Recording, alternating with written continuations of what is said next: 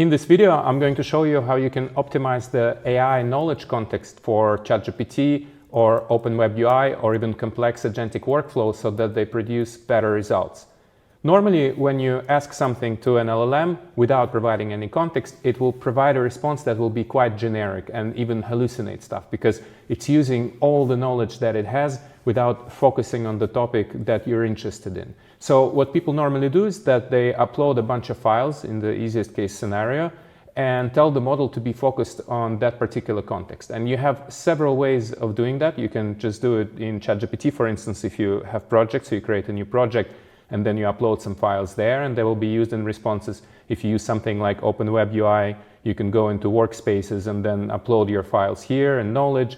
And if you use something like Dify, where you create agentic workflows, you can also create a knowledge base and then upload some files there. But the problem is that when you do it, you don't really know what you're working with because the AI is not telling you what those files are about. And you don't know the quality of the data that you have. You don't know how to check it. You don't even know what to ask. So in this video, I'm going to show you how you can actually optimize the content of this knowledge base, of the context that you upload, and visualize it using the tool called InfraNodus that shows you the main topics inside and how they relate to one another. It uses a peer-reviewed algorithm to do it, so it's not AI generated. This is all verifiable and very kind of like objective, so that it enables you to see what is actually inside your files, which is very good because at this step already you can decide whether you want to add something extra to it. For instance, maybe you missed a certain topic. By having this overview, you can find this out. Then also when you generate responses with a RAG system, for instance,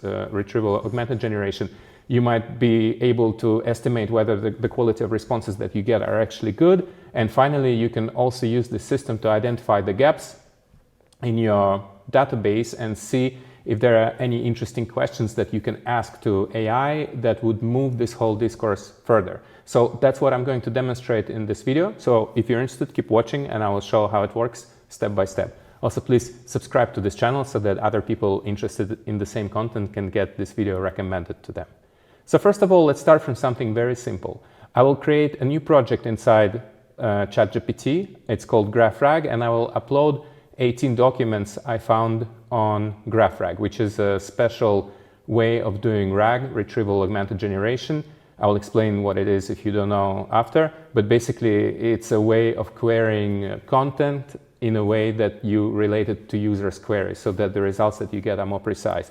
And I want to learn more about this topic. So I upload them here, and the next thing that I want to do before I start asking the questions, I actually want to see if this content that I have, it covers all the different topics. So I know a little bit about GraphRAG, and what I'm going to do, I'm going to use the tool that's called InfraNodus, and I will go into apps page, and then I will upload these same files into InfraNodus. So I will choose my GraphRAG folder and get all those files that I have, click upload, and then next, create a new context, InfraNodus GraphRAG papers, it's going to be called.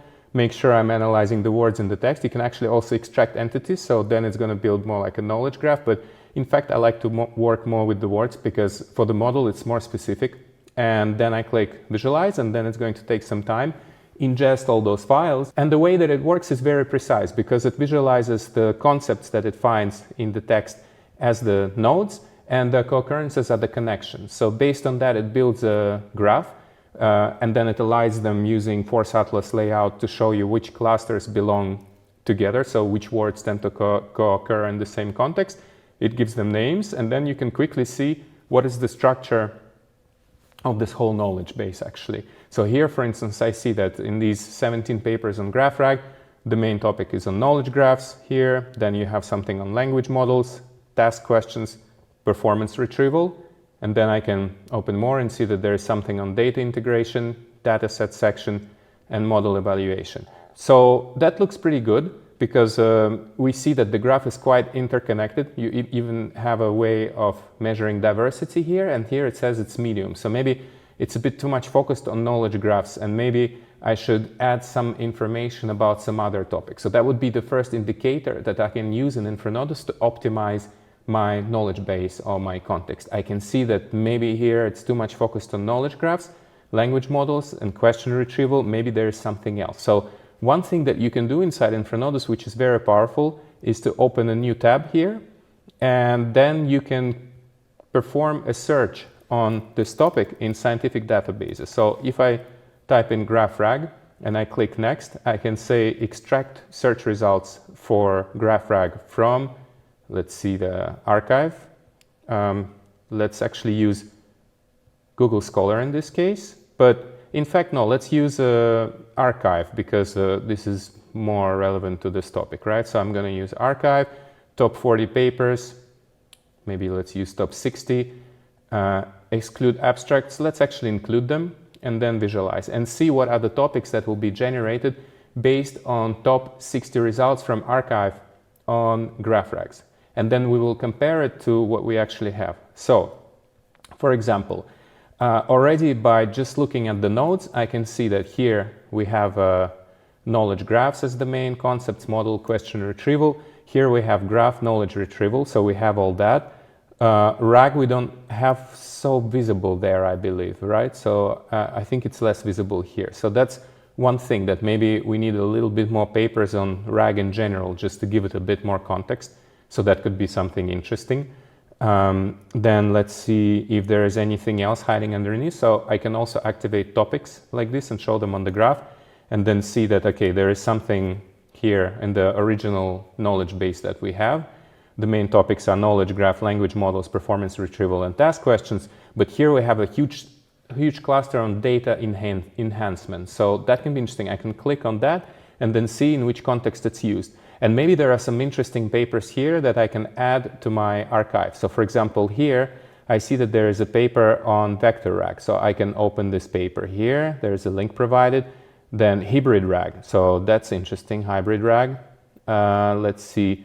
Cipher bench, precise retrieval, full scale, modern. Okay, this is also interesting. So you see, I selected this topic and then I'm getting 15 papers that are talking about this particular topic of data enhancement. And that is maybe also how I can enhance my collection of documents. So I will just open these 4 files. Again, this topic was not here. So this is why I'm adding it, because I want to make it more diverse. I was too focused here as the system showed me. It was medium diversity, I want optimal, so I want it to be in the green field here. This is why I'm looking for some new concepts. And I understand that I need to talk more about RAGs and also data enhancement. And then I find these 4 papers, I open the PDFs, and then I will just save them into my GraphRAG folder. So that will be hybrid RAG. Then I will watch this paper, hybrid RAG, another one. Save it also here. That's actually already something I had. Let's see this one here. This is on Cipher bench towards precise retrieval over a full-scale modern knowledge graph. So that can also be interesting because it's kind of connecting it to knowledge graphs in general, and maybe also mentioning some specific tools which can be quite interesting. So I'm also gonna download this page. Okay, yeah, here. It's downloading it here. And then the last one we had was this one, GraphRAG under fire. I don't know what they mean by that. So I would normally review this abstract a little bit to see what it's about. But here it's talking about vulnerability of GraphRAG. Great, because I also want critical articles. So I'm gonna save it as well. So as you can see, I saved a few different documents here, right? And then I go back to InfraNodus. And what I can do is that I can add all those documents into the same context. So I'm going to select this, and then I'm going to select these 4 files I just downloaded. Actually, it's 3 because one was the same thing. Click Next. Make sure I'm uploading it in the same context, in the same settings, and then it's going to augment this data with what I just added. Thanks to researching, making like a general research on this topic. Of course, you can do it in more detail if you use, for example, something like Google Scholar to get even more information on what research exists out there on the topic. So in this case, you would just do another import, and here you would choose GraphRAG, but you would choose Google Scholar snippets, and then see if there is any other topics on this. But basically, you could do this in a few iterations and accumulate the information that you like. So for example, here, you see there's a whole new cluster I can already see at the top right on text relations. So we had already graphs and model evaluation questions, but text relations is something interesting. So we got more specific. We're still in the medium topical diversity. So that means in ideal case scenario, I would want to add more stuff in here. So this is where I would also use this retrieval from Google Scholar results, and in the same way kind of see if there's any interesting topics that exist also on this topic. So here I'm kind of optimizing the structure by making it more diverse and by adding the stuff that I'm missing from my own research, right? So for instance here I can see that, okay, GraphRAG is still there, language models, framework, so all this is kind of the same as what we have. So what you can do to get to the stuff that are underneath is that you can select these most popular nodes, remove them from the graph, so you kind of slice off the top layer to get to the depth, to the more latent topics inside. So I'm also gonna remove these words because they will be present a lot in the text, knowledge, retrieval, generation. These are all very generic terms. I want to get to the stuff that are more specifics. And here, by the way, model, LLM, large language, so I can actually just remove them all at once by clicking reveal underlying ideas. And I can do it in many iterations until I get to the parts of the discourse which are really specific. So for example, here I'm starting to see very specific stuff, like let's say methodological dynamics. So method, propose, okay, but this is what they always say in papers. We propose a method, so let's get rid of that. Augmented we also don't need. Okay, I like this, summarization, this comes up. So you see I'm kind of digging in very deep into the discourse by slicing off the top layers and kind of trying to get to the depth of the content. And this is an approach that you can have with InfraNodus, that on the one side you have this like bird's eye view, a high level overview of the main topics, but you can also dig in and get to the very specific ideas. So you kind of zoom out, zoom in. And now when I zoom in, I start to focus on these ideas. For example, I see summarization, context. I see that there is one paper that is talking about summarization and context. So I see, okay, there's this other paper, graph of records, boosting retrieval augmented generation for long context summarization with graphs. Amazing. I like that because it's a really specific approach. So I'm going to also view this PDF and see when it was published. Of course, you would also maybe want to check how many citations it has, but in this field right now, there's too much coming out, so there is not time to kind of like have this paper cited because there's something every day. So I'm just gathering some ideas right now, doing it in a more creative and loose sort of way. So I saved that paper as well on context summarization. I like that. And then I saw another one on medical frameworks. So that was pretty interesting, this orange cluster here. Let's see more nodes inside and see if there is something on medical frameworks. So medical GraphRAG. I like that because it's another very specific application of GraphRAG, but to medical research. And that's kind of like a big field where it's applied because you need really precise responses. So I'm going to also add this PDF. And now I have these two more PDFs here. I'm going to add them to my main InfraNodus graph by importing more files. Okay, so let me upload them, two more, same context, and then we will see how it influences the final structure that we have. So I'm hoping to get a more diverse range of topics represented. And this I will do in a few iterations until I get to the optimal structure. I'm not going to do it completely now for the sake of keeping this video more or less short, but basically this is the workflow that you can use. Just exploring the research on the topic, seeing the stuff that you find interesting, and then kind of slicing off the top layers of context, zooming in, looking at the specific concepts, connections, and then enhancing your original knowledge base further. And sometimes, you know, I even like to notice some really interesting words like here, Malthus, like I don't know what it relates to. So I will select that and see, there's like vision enhanced GraphRAG for complex multimodal document. I actually really like that. I would never find it, you know. So I really want to get this paper as well. I hope I can download a PDF of it. Okay, that's great. I like that. So that's a bit esoteric, but I cannot help myself but to add this paper to my list. And as you can see, we're still focused on knowledge graphs, but if we remove knowledge graph, because this is in all the papers and this is what makes this too focused on the specific idea. So if we remove these nodes, let's see what happens to the structure. So the diversity increases. Let's see if there is something else like LLM model, text, base information, question, answer. So let's remove some of the generic terms to see where we are, model, language.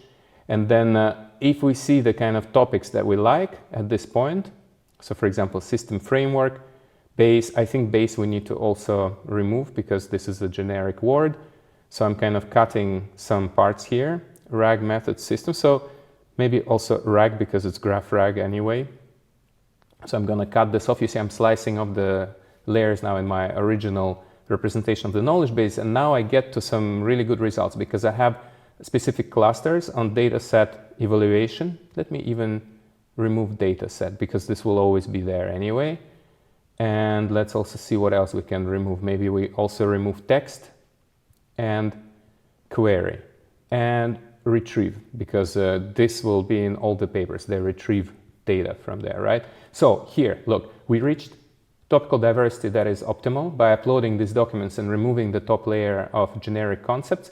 And now we have very specific topics. We have graph response, context analysis, performance metrics, and entity relations. And then we have more specific topics here on reasoning processes, information systems, data structures, and so on.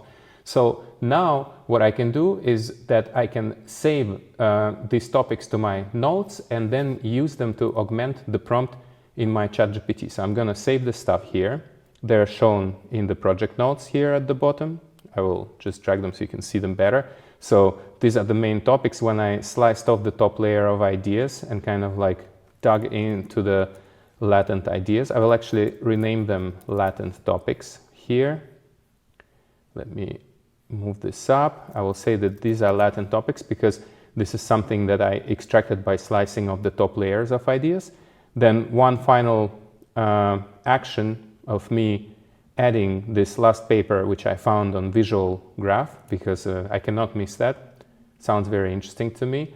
I will add this into the graph, and now I'm going to show you how you can actually augment your knowledge base in your AI system with all this knowledge. So I'm just going to close all these folders here.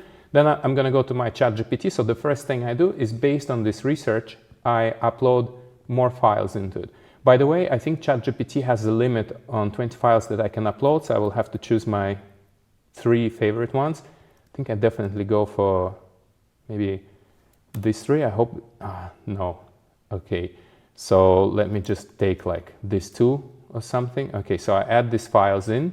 You see, this is the problem with ChatGPT because I don't think it even uses RAG in this instance. Is just taking all your files and adding them to your prompt. This is why the results that you get are precise, but you cannot upload like 50 files, 100 files. So that is not so good. But if you work with a small collection of documents, it makes your responses more precise. And now, so I have this collection, and then I go back to InfraNodus. I get all these nodes that I removed. By the way, look at how diverse the structure is right now. It's optimal diversity. I have a lot of really interesting topics here on entity relations, information systems. I actually think that I even like this one much more after I added this additional paper. I think it's totally in the direction that I want. So let me actually add this here. I will make this latent topics, main topics, latent topics, and then I will show you one last thing that you do with this, is that you remove these nodes which were deleted. So this top layer of concepts that we sliced off, now we get them back into the graph. Sometimes we have to reload the graph because we're working with a big number of documents, so we need to kind of make sure that everything is displayed correctly. And then it will take some time to generate the topical structure for them and then show them here in the analytics panel. And I will show you how you can actually extract all this knowledge from the analytics panel and then paste it into your favorite LLM. So here we're going to add instructions here, and we'll add the instructions that are based on this kind of general overview of the knowledge base that we got. So I'm going to take this, I'm going to save it to notes here also, right? And you can also, by the way, click this button and then it will generate a really long prompt augmentation based on all the points in the analytics panel. But for now, I'm just gonna use this tool. So I'm gonna use main topics and latent topics. Click Save. If you want to do everything automatically, you can just click here and then it will generate it for you. And then I go to my ChatGPT and I just ask it, make sure that in your responses you cover all these topics and explore how they can be developed further. So I'm giving a custom instruction based on that, but I think, yeah, so here I add this main topics in instruction. Sometimes it helps to be important instruction, add it, make some kind of emphasis that it's something really important. Click Save. So we add this additional general information about the context to the prompt, and then we will start chatting with it. So I can ask, what is GraphRAG and how does it work? A general question. Then it's going to take this collection of documents and also this special prompt that I created now and then generate a response for me. So this is really good because then it's going to make sure that it kind of covers all the main topics that I identified, but also the latent ones that I discovered by cutting off the top layer. So this will already make your model much less generic because you're telling it to focus on the stuff that are hidden underneath, under the surface. Otherwise, it will just generate the most obvious stuff, right? And then it allows me to kind of like question it in a more interesting way. So if I'm using it with ChatGPT, it can be really helpful to do that.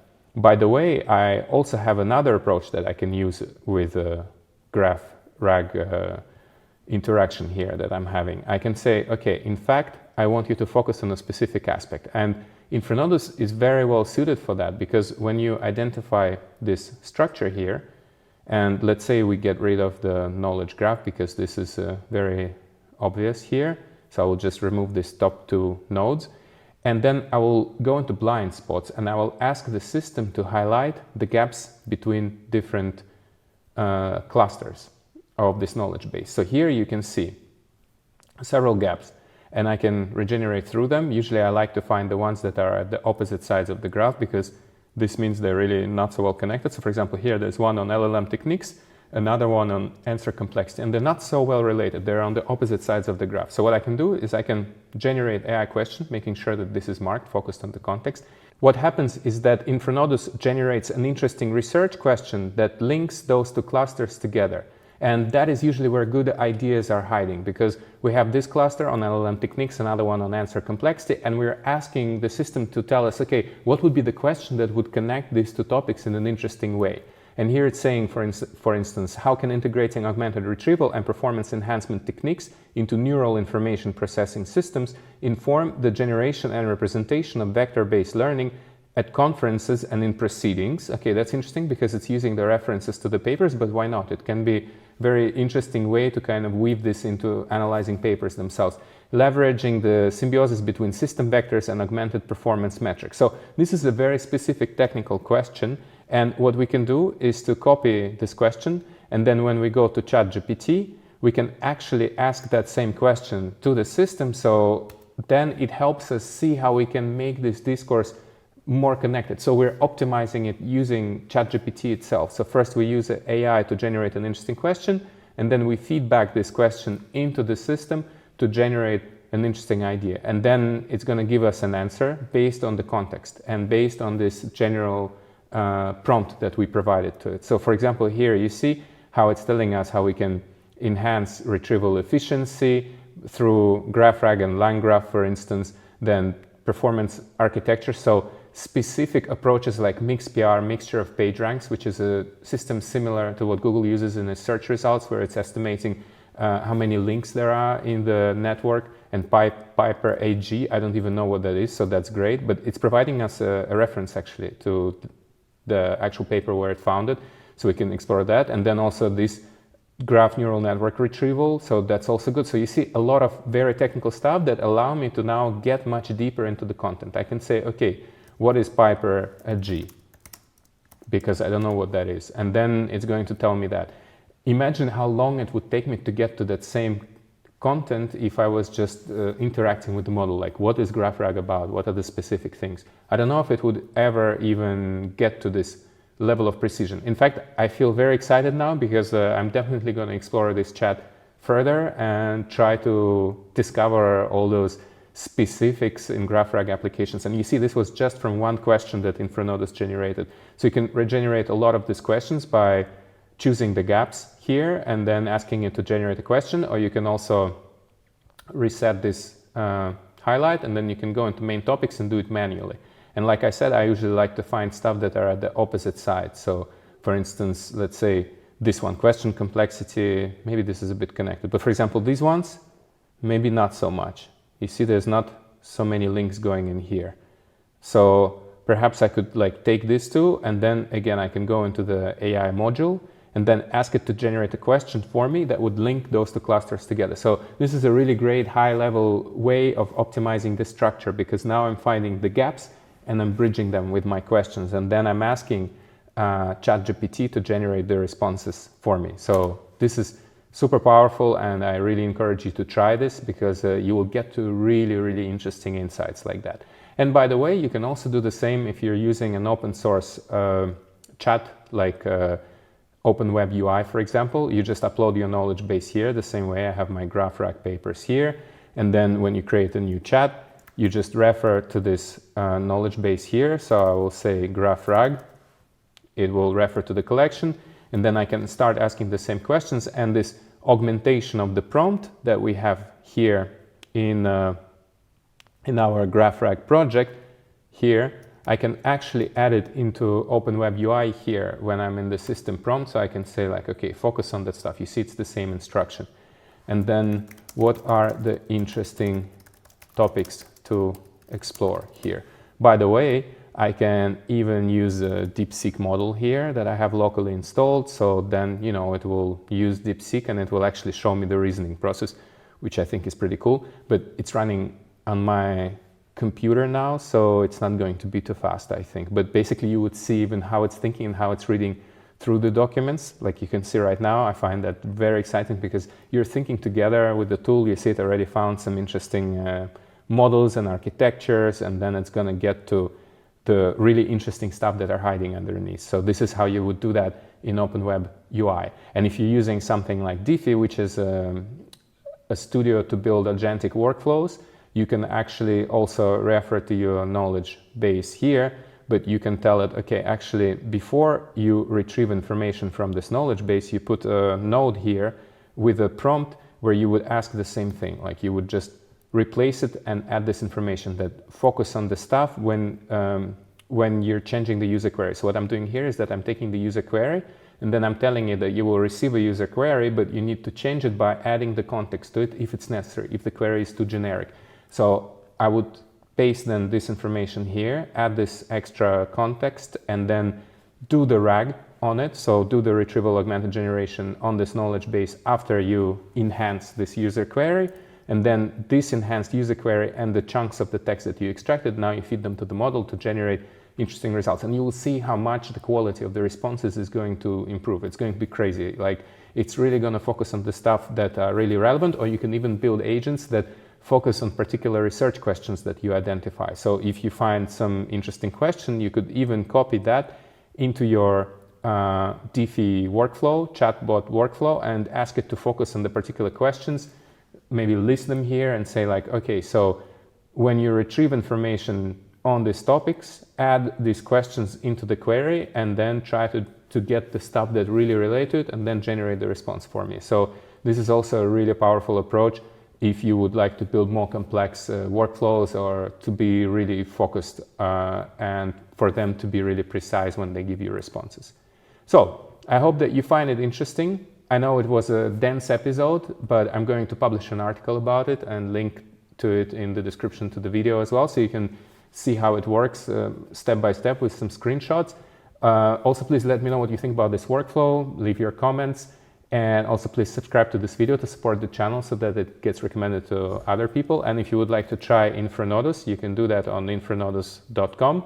And if you have any questions about how to use it, please let us know. We have our people on support waiting for your requests, so we will be really happy to help you to implement whatever workflows you find interesting. Thank you.